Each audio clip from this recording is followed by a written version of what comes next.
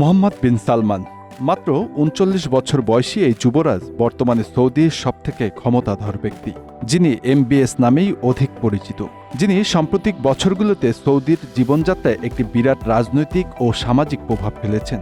Saudi আরবের যুবরাজ হিসেবে তার ক্ষমতা এবং প্রভাবের মাত্রা এতটাই বৃদ্ধি পেয়েছে যা তাকে বিশ্ব রাজনীতির এক গুরুত্বপূর্ণ ব্যক্তিত্বে পরিণত করেছে।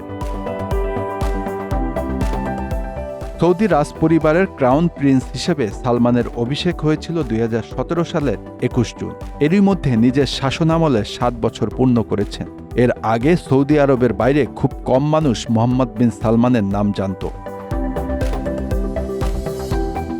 ২০১৫ সালে তার বাবা যখন সৌদি আরবের বাদশাহ হন, তখন থেকে মোহাম্মদ বিন সালমানের নাম আলোচনায় আসতে থাকে। চাচাতো ভাই মোহাম্মদ বিন নায়েফকে ক্রাউন প্রিন্স পদ থেকে সরিয়ে সালমানকে এই পদে নিয়ে আসা হয়। ক্রাউন প্রিন্স হিসেবে যিনি আসীন হন, পরবর্তীতে তিনিই হবেন সৌদি আরবের বাদশাহ।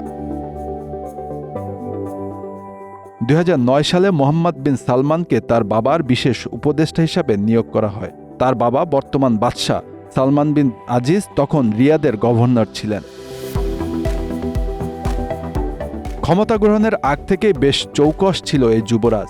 ২০১৪ সালে সৌদি আরবের প্রয়াত বাদশাহ আবদুল্লাহকে হত্যা ষড়যন্ত্রের অভিযোগ উঠেছে যুবরাজ সালমানের বিরুদ্ধে। বিষাক্ত আংটি ব্যবহার করে বাদশাকে হত্যা করতে চেয়েছিলেন তিনি, আর এই তথ্য ফাঁস করেছিলেন দেশটির সাবেক গোয়েন্দা কর্মকর্তা সাদ আল জাবির। ২০১৫ সালে মোহাম্মদ বিন সালমান প্রতিরক্ষা মন্ত্রীর দায়িত্ব গ্রহণের পর সৌদি আরবের নেতৃত্বে ইয়েমেনে শুরু হয় সামরিক অভিযান। শুধু তাই না, সালমান ভিন্নমত একদমই পছন্দ করেন না, যে কারণে তিনি নারী অধিকারের জন্য আন্দোলনকারী ধর্মীয় নেতা এবং ব্লগারদের তিনি কারারুদ্ধ করেছেন। ২০১৭ সালে মিস্টার সালমান ক্রাউন প্রিন্সের দায়িত্ব গ্রহণের পর বিরোধীদের নির্যাতনের অভিযোগ ওঠে। বলা হয়ে থাকে, কথিত দুর্নীতি বিরোধী অভিযানের ধোঁয়া তুলে সে সময় সৌদির ১১ জন প্রিন্স, ৪ জন মন্ত্রী এবং প্রায় ডজন খানেক সাবেক মন্ত্রীকে গ্রেপ্তার করেন। একই সময়ে রহস্যজনক এক হেলিকপ্টার বিধ্বস্ত হয়ে তার চাচাতো ভাই প্রিন্স মনসুর বিন মাকরিন নিহত হয়, যিনি সৌদি আরবের আশির প্রদেশের ডেপুটি গভর্নর এবং সাবেক ক্রাউন প্রিন্সের ছেলে। ক্রাউন প্রিন্সের দায়িত্ব গ্রহণের পর ২০১৮ সালের অক্টোবরে তুরস্কের ইস্তাম্বুল সৌদি কনসুলেটে সাংবাদিক জামাল খাশোগি হত্যার অভিযোগ ওঠে সালমানের বিরুদ্ধে।